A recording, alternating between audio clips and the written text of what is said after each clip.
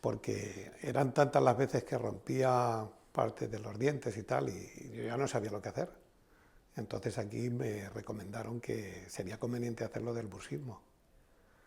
Y esa ha sido la cuestión, o sea que no.